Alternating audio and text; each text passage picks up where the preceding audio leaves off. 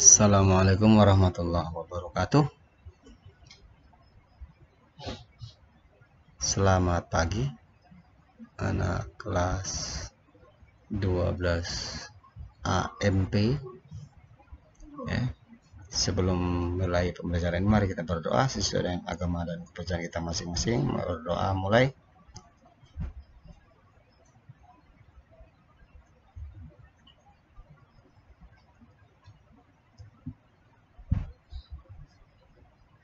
Berdoa selesai. Bismillahirrahmanirrahim.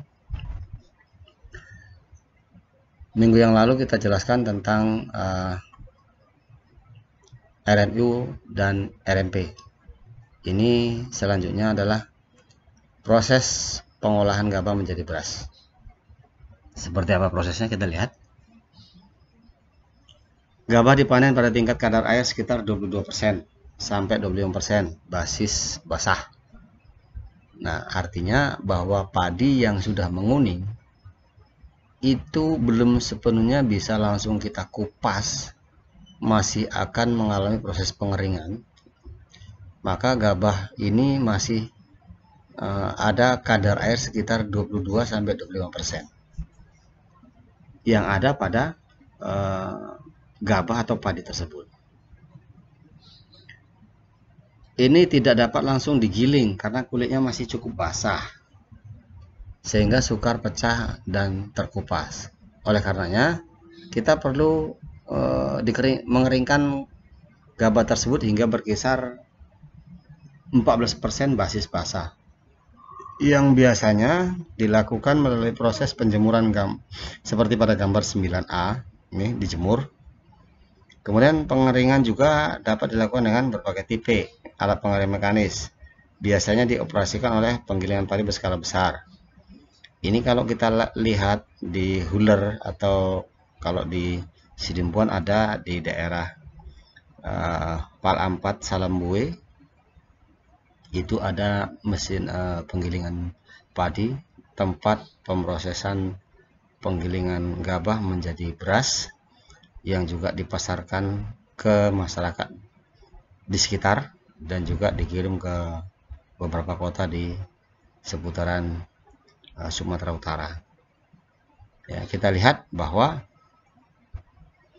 di situ namanya kopak ya, atau Huller atau Husker dengan skala besar karena mesinnya nggak kecil, besar ya.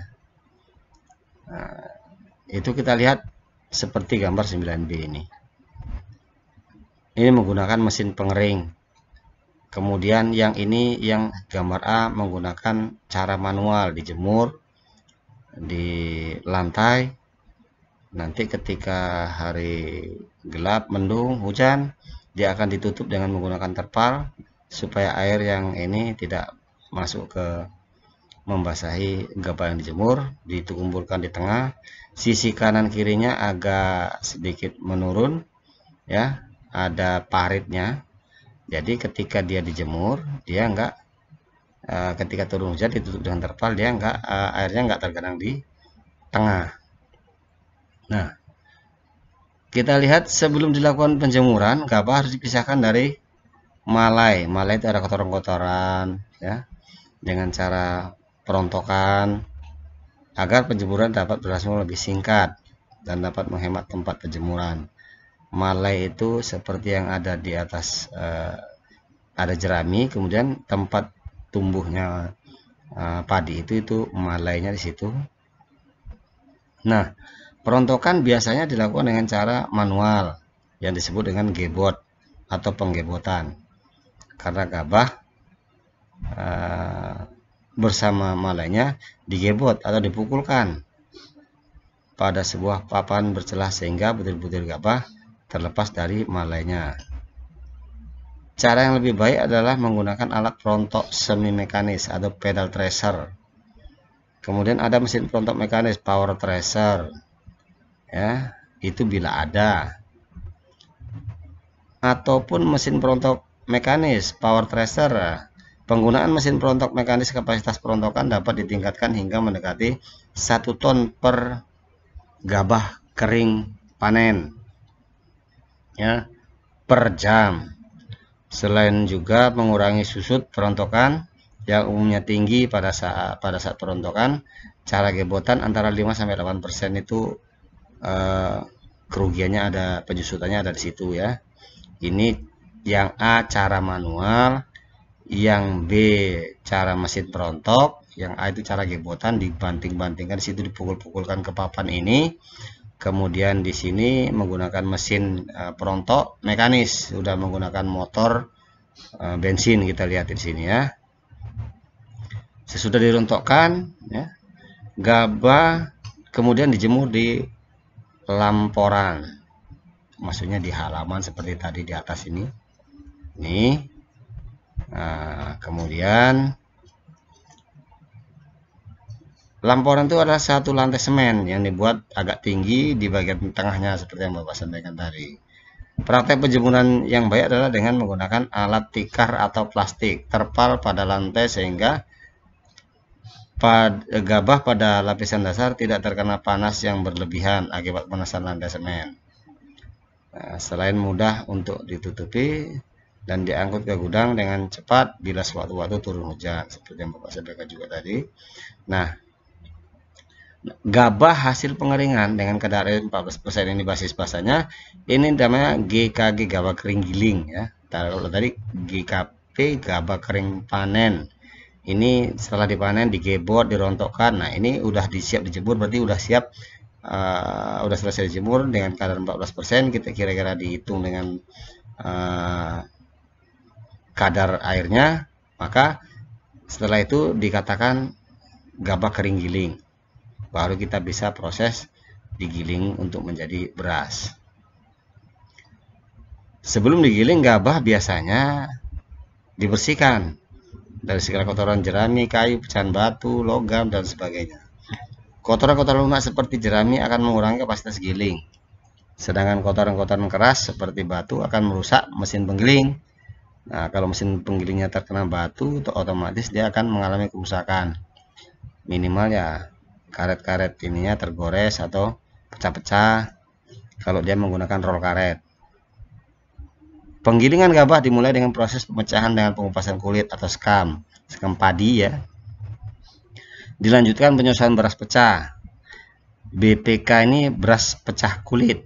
Nah, dan diakhiri dengan pemutuan, grading. Nah, mutunya nanti dipisahkan, beras utuh, beras yang setengah pecah, kemudian beras yang kecil-kecil atau meniran, dikemas kemudian dijual.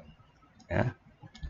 Alur BPK ini seperti apa? Nah, maka perlakuan yang dikenakan terhadap gabah kering panen dan proses penggilingan gabah beras dengan perbedaan kecil yang terletak pada jenis mesin penggilingan padi yang digunakan ya.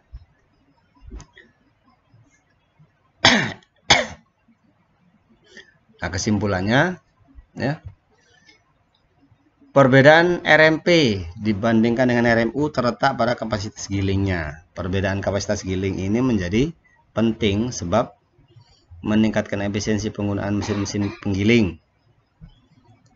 Nah, kemudian pada umumnya bila faktor-faktor lainnya sama, lebih murah membeli sebuah mesin berkapasitas giling besar dibanding jika membeli sebuah mesin dengan kapasitas giling yang kecil. Baik ditinjau dari segi biaya pembelian maupun perawatan. Itu kesimpulannya ya. Jadi sampai di situ dulu ya yang bisa Bapak sampaikan tentang gabah kering panen, gabah kering giling. Inilah hasil perontokannya. Ini untuk pembelajaran.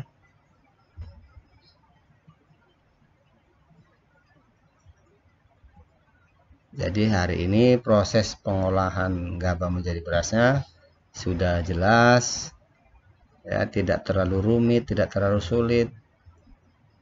Jika kalian pernah melihat secara manual, mungkin ada kakek nenek atau orang tuamu pernah menumbuk padi, itulah proses secara manual dengan menggunakan lesung atau bahasa Jawanya lumpang untuk menggiling atau memecah gabah kering giling tadi, ditumbuk dengan menggunakan alu dalam